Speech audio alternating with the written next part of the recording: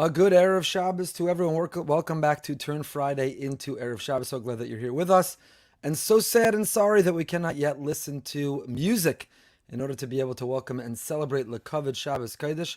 You're going to have to hum and sing to yourself as we remain in the midst of Sfiras HaOmer, and we are mourning and grieving for our own misbehavior, our own failure to treat each other respectfully.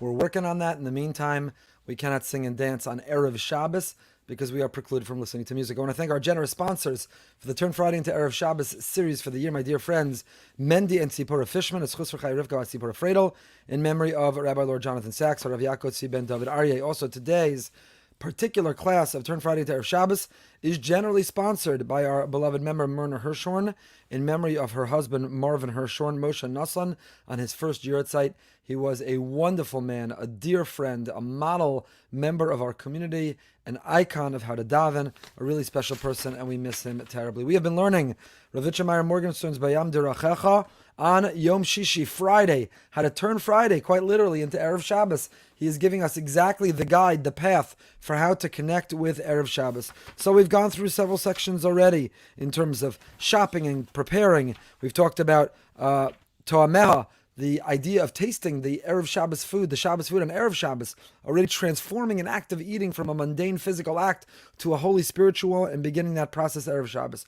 We talked about cutting nails on Friday. The nails, the growth, the dirt under the nails represents what we sunk our nails in, how we've soiled our nails throughout the week. We clean them and we cut them and we get ready for Shabbos. It represents a new beginning, a fresh start. It represents cutting away and cleaning the soil, the dirt under our fingernails that we dug into perhaps the wrong things. And then we began Rechitza, the idea of cleansing ourselves, cleaning ourselves in anticipation, in preparation for Shabbos. And we spoke about the cleaning in the pnimius, the panim, that before Shabbos the person has to clean, panav yadav v'raglov, the panav, the pnim, the panim, the faces, the panim is the inside, is what it represents. That we use warm water, we're not just washing ourselves, we are ki'ilu kashering ourselves. Just like a pot that's absorbed a non-kosher taste, we have absorbed non-kosher ideas and images during the week. And how do we get ready for Shabbos?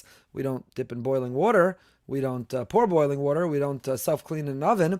But when we take a hot shower, we are ki'ilu kashering ourselves, cleansing ourselves, purging ourselves of any of that, of any of those non-kosher tastes that we have absorbed during the week. Okay, so we pick up here.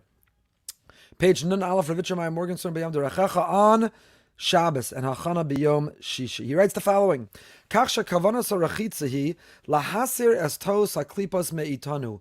We are cleansing, washing, wiping away the hot. We're wiping away. I'm sorry, hot. Somebody wrote hot mikvah. Kasher in the hot mikvah. Mir Tashem, men's mikvah should reopen halavai soon. So we are taking away the peel, the shell, the barrier. Ayedeha emes hanirmezes b'mayim.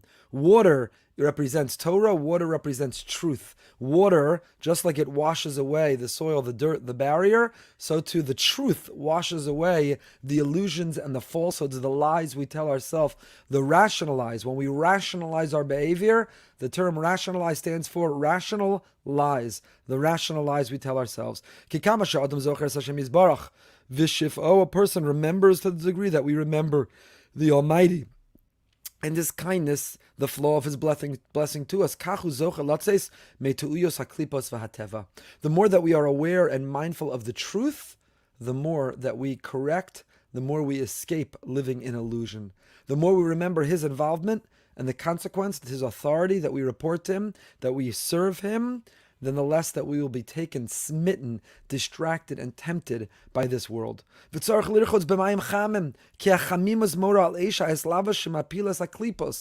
you remove that shell? How do you remove that barrier? How do you remove that residue? How do you remove all the layers that have been added on us throughout our week and our interaction in this world in the pursuit of the material, in the pursuit of that pleasure? You do it with hot water. Why? How do you produce hot water? You need a fire. You need a source that's on fire. Do you know how we remove? How do we shed that klipa? How do we shed the shell? How do we shell those barriers? By being on fire. We have to be on fire. You know, being on fire is not just for a kid who's in their Shana Aleph in Israel. Being on fire is not just for the seminary girl. Being on fire is not just for the Kolo Yungalite. Being on fire is not just for the Baal Tshuva who's new to this whole thing. Being on fire is not just for the person who heard a great Kumzitzer Tish.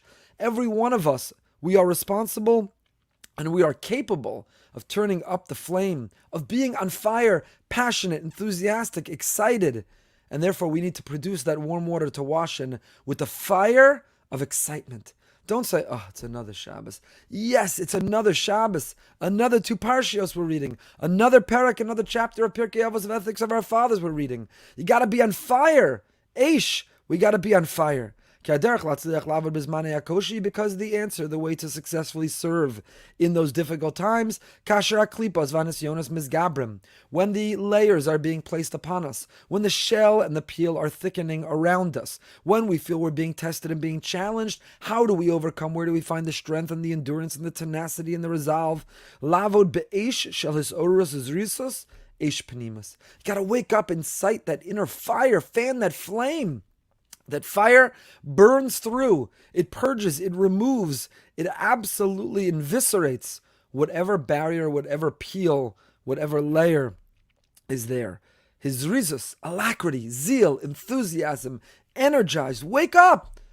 Turning Friday into Erev Shabbos, for many people, as Friday comes, they're coming off the week.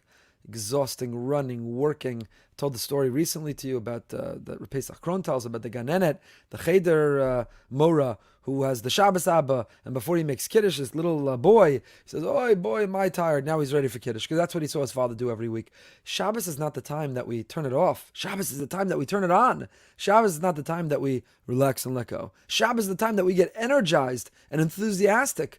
We work all week for Shabbos. So imagine you work all week to Shabbos, and Shabbos you pass out, and you miss it, and you neglect it, and you don't take advantage of it, and you're not transformed by it. And then you go back to another week of working. When do you get the break in the cycle? We don't rest on Shabbos so we could work all week. We work all week so that we can immerse ourselves in Shabbos. Tachlis lamasa bereshis. This is what it's all about. You put in the time. You're working hard. You're earning every dollar. You're shopping and cooking. You're running a household. You're doing whatever we're doing. We're surviving Corona pandemic. We're fighting to get through the week, not so that we collapse and disappear on Shabbos, so that we're energized and enthusiastic, so that we're awake. So you want a new ritual to turn Friday into Erev Shabbos? Have a cup of coffee right before you go to Kabbalah Shabbos. Cup of coffee? What do you mean?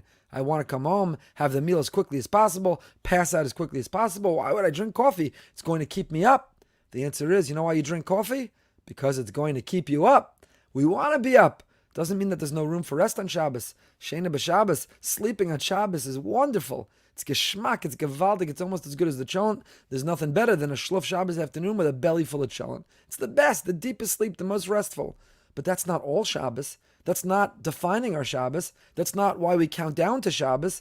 It's a part of Shabbos. It's a part of Shabbos.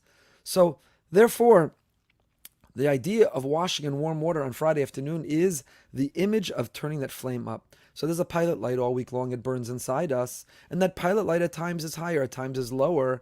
You can't always be on fire. You're not always going to be so enthusiastic. Whether it's in the month of Av, Mim'atin B'Simcha, or whether it's other time during our life that the pilot light is down.